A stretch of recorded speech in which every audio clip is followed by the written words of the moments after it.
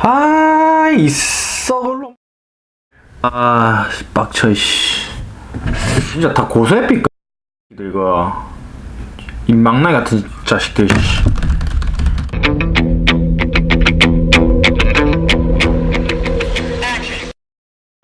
제끼려? 예, 반갑습니다. 인초입니다. 오늘은 악플러들에 대해서 얘기를 좀 해볼까 합니다. 저도 살면서 악플이란 거를 처음 달려봤습니다. 유튜버가 되고 악플이 달린다는 거는 어찌 보면 좋은 신호죠. 악플이 달린 만큼 어떤 영상이 이슈가 되고 화제가 되는 거죠. 그래서 제가 처음에 악플이 달리기 시작했을 때 주위 분들께서 굉장히 축하를 해주셨어요. 와, 너 정말 이제 인기인이구나, 유명해지는 거 아니야? 뭐 등등등등. 사실은 처음 제가 악플을 겪었을 때 이런 경우가 처음이고, 또 사람이다 보니까 그 글을 읽을 때마다 상처를 조금씩 받게 됐어요. 그런데 이렇게 생각을 해보게 됩니다. 영상이 조회수가 계속 늘어나고, 또 악플러들도 악플을 달기 위해서 어쨌든 이 영상을 볼 거잖아요. 그리고 댓글을 달고 또 대댓글을 달고, 그러다 보면 계속 영상을 조회할 수밖에 없겠죠. 그래서 조회수를 올려주는 그런 고마운 분들이다, 이런 생각이 들더라고요. 조회수가 높아지면 당연히 제 입장에서는 뭐 광고 수입도 늘어날 수 있고 노출도 더 많이 될 수 있고 굉장히 좋죠. 네, 그래서 그런 식으로 악플러님들을 감사하게 생각하는 방향으로 생각이 바뀌게 됐습니다. 제 원칙은 이렇습니다. 악플에 대해서는 제가 판단을 하고 딱 봤을 때 이게 좀 무지막지하게 그냥 단순히 이제 감정적이고 어떤 욕설을 하거나 매너가 굉장히 없다, 그러면은 악플로 판단을 하고 저는 그냥 신고 차단해버립니다. 예, 삭제도 자동으로 이루어지고요. 단순히 저와 생각이 다르다, 제가 영상에서 하고자 하는 얘기들과 생각이 다르다고 해서 저는 악플이라고 안 하거든요. 근데 글을 보시면은 여러분들도 제 그 댓글을 보시면은 이게 악플이다 아니다, 이거는 한 1, 2초 상간에 바로 판단이 돼요. 무대응의 원칙으로 일관하고 있습니다. 그런데 최근에 특이한 케이스가 있었어요. 이 영상이 떡상을 하고 저는 이 영상에 대해서 계속 언급을 안 하고 싶어서 이 악플에 대한 영상을 찍을까 말까 굉장히 고민을 많이 했고, 제가 만들어 놓은 어느 하나의 그 장벽이죠, 이 떡상 영상. 예, 이 영상을 계속 울거먹고 싶진 않았거든요. 그런데 최근에 그 특이한 사례가 있어서 영상을 안 찍을 수가 없었습니다. 네, 바로 이 사례. 네, 여보세요? 네, 안녕하세요. 예. 제가 댓글로, 모욕적이게 한 행동들은 제가 죄송합니다.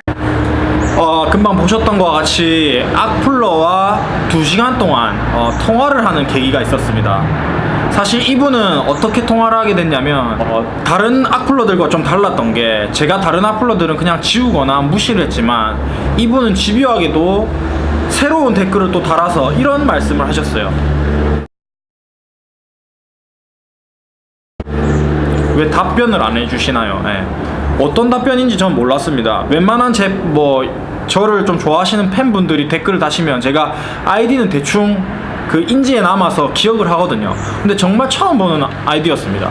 그래서 이게 뭔가 싶어서 컴퓨터에 들어가서 검색을 해봤어요. 이분이 어떤 댓글을 남겼는지. 핸드폰으로는 어플로는 이게 이분이 종합적으로 남긴 댓글이 다 보이지가 않아요. 그냥 실시간으로 가장 최신의 댓글만 보이기 때문에 몰랐는데, 특히나 대댓글을 많이 다셨어요. 악플성 댓글들을 굉장히 많이 다셨더라고요. 네.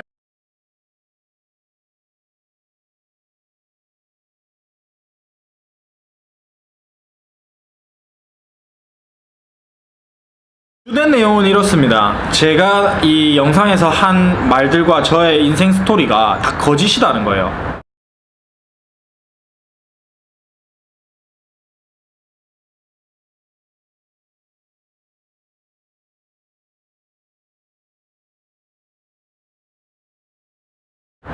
왜 그 흔한 검증도 하지 못하느냐, 뭐 사원증을 까라느니, 뭐 또는 그 흔한 명함 한 장이라도 증빙을 하면 될 텐데, 이 너의 얘기들이 다 거짓말 같다는 거죠.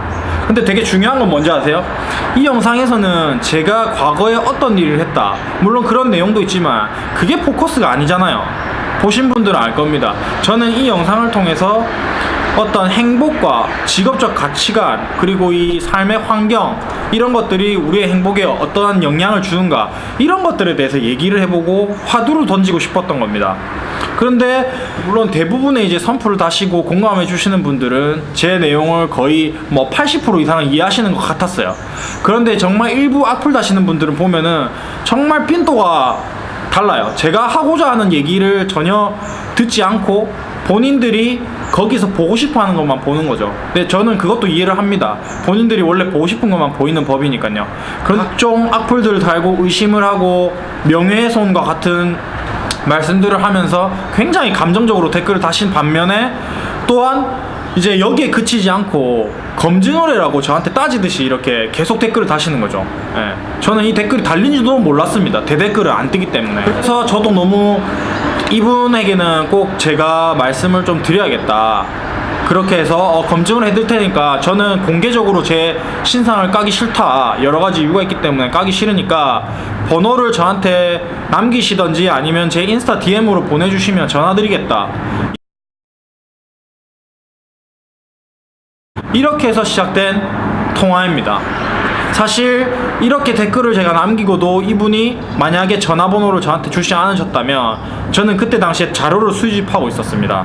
예, 모든 그 본인이 댓글 남긴 것들을 캡처하거나 사진을 다 찍어서 저장을 해놓고 있었고요. 진짜로 한국 제가 들어갈 일이 있는데 들어가서 고소하려고 했습니다. 예, 그런데 다행히도 30분 안에 연락이 오셨고 저희는 전화통화를 하게 되었습니다.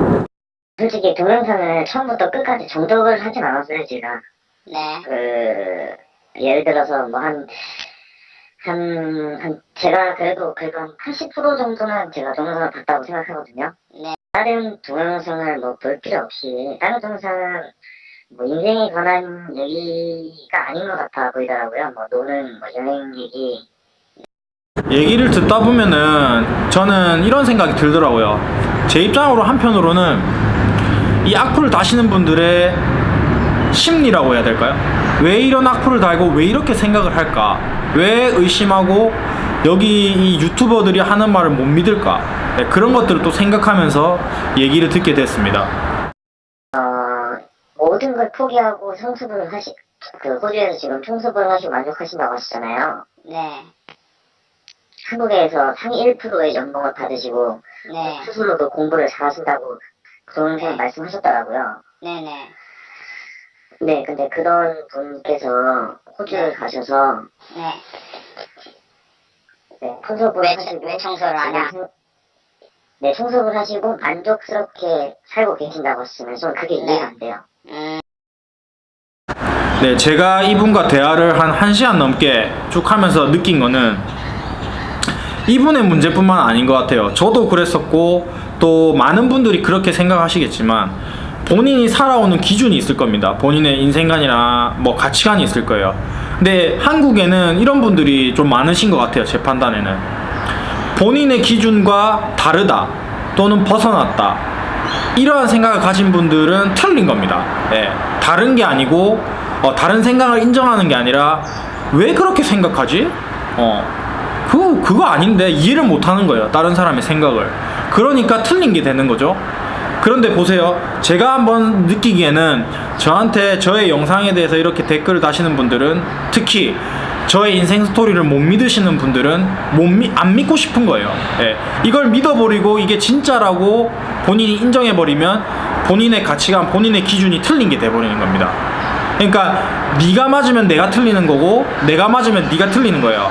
그러니까 내가 맞기 위해서는 당신이 틀려야 되는 겁니다. 그래서 제가 틀린 거고 제가 말하는 것들이 다 거짓말이 되어야 되는 거죠.